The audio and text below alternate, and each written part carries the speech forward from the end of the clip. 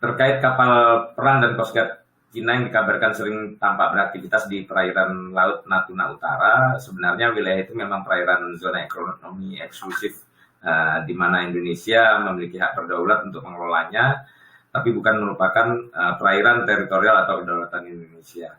Mestinya kapal-kapal perang Cina mestinya tidak beraktivitas lain ya, kecuali sekadar melakukan pelintasan, karena kawasan itu juga bukan merupakan wilayah kedaulatannya.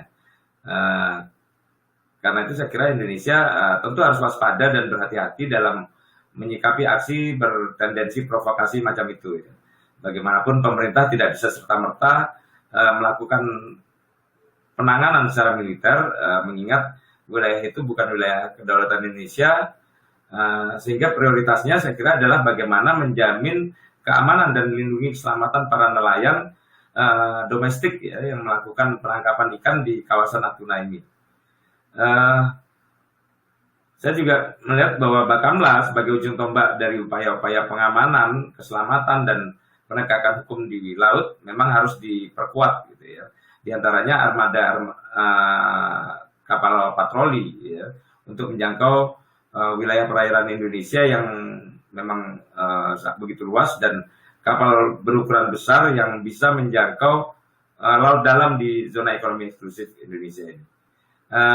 Selain menambah jumlah armada, pemerintah juga perlu membangun pos-pos yang dapat dimanfaatkan untuk pemantauan supaya bisa segera menjangkau lokasi jika terjadi insiden ataupun pelanggaran. Namun terkait persenjataan, perlu diingat bahwa Bakamla bukan lembaga militer dan tidak didesain untuk bertempur, melainkan melakukan upaya pengawasan dan penegakan hukum tadi.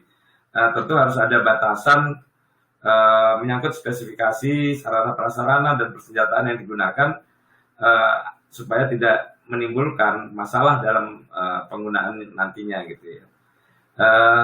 Kemudian kalau kita kaitkan dengan persoalan anggaran, saya kira persoalan ini juga harus dibahas serius, walaupun jelas tidak bisa instan gitu ya.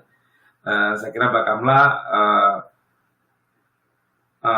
juga mestinya punya semacam rencana strategis dan memetakan kebutuhannya secara proporsional antara belanja sarana, prasarana, operasional, pemeliharaan, dan perawatannya, supaya kebutuhan itu tergambar dengan jelas beserta prioritasnya berdasarkan potensi ancaman dan bagaimana memenuhi secara bertahap, terutama dalam rangka menyikapi intensitas dan eskalasi di perairan Natuna Utara ini.